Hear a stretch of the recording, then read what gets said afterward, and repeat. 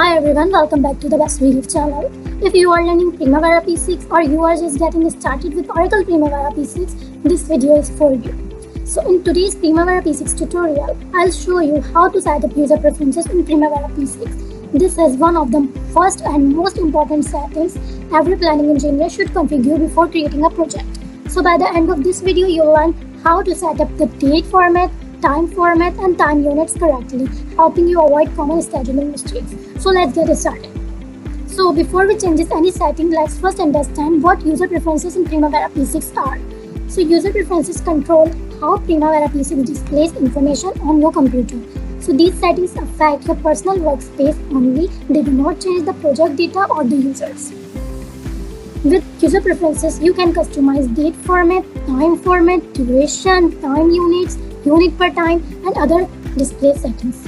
So setting these options correctly make Primavera P6 easier to use and helps prevent scheduling errors. Let's configure these settings. Go to the top menu and click on Edit. From the drop-down menu, select User Preferences. The User Preferences window will open, showing several tabs that allow you to customize how Primavera P6 works. So now click on the Dates tab. This tab controls how Primavera P6 displays date and time throughout your projects.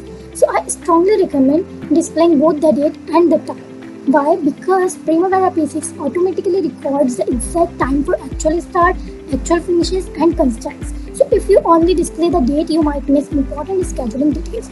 For example, Primavera may assign an activity to start at 12 am or another specific time without you noticing. So displaying both the times and the time gives you a clearer and more accurate schedule.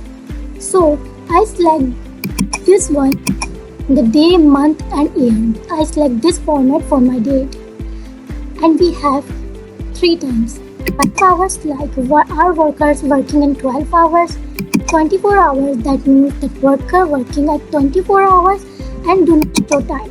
But I select this 24 hours because I want my project and activity run 24 hours. Our project is started on 7th July 2026.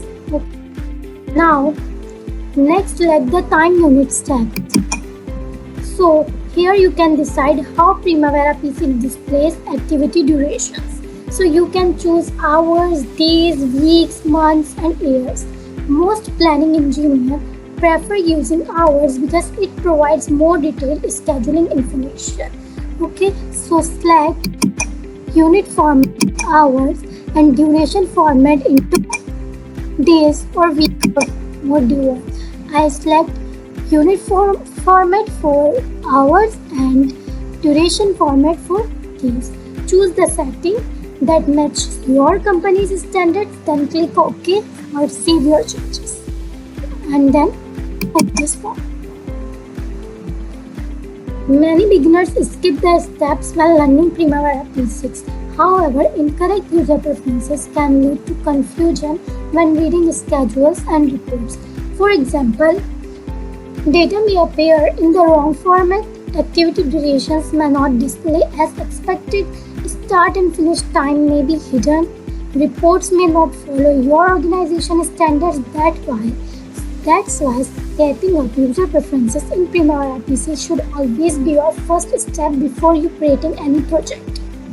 Okay, so in this tutorial we'll learn what user preferences are, how to open the user preferences window, how to configure the data tabs, and how to configure the time and unit tab, and why these settings are essential for starting any Primavera P6 project. So I hope this Primavera P6 user preferences tutorial helped you understand one of the most important settings in Oracle Primavera P6. If you found this video useful, please like, subscribe and share it with your friends and colleagues who are learning Primavera P6. Also let me know in the comment section what Primavera P6 topics you will learn next. Thank you for watching the Best Wiki channel. I'll see you in the next Primavera P6 tutorial. Thank you.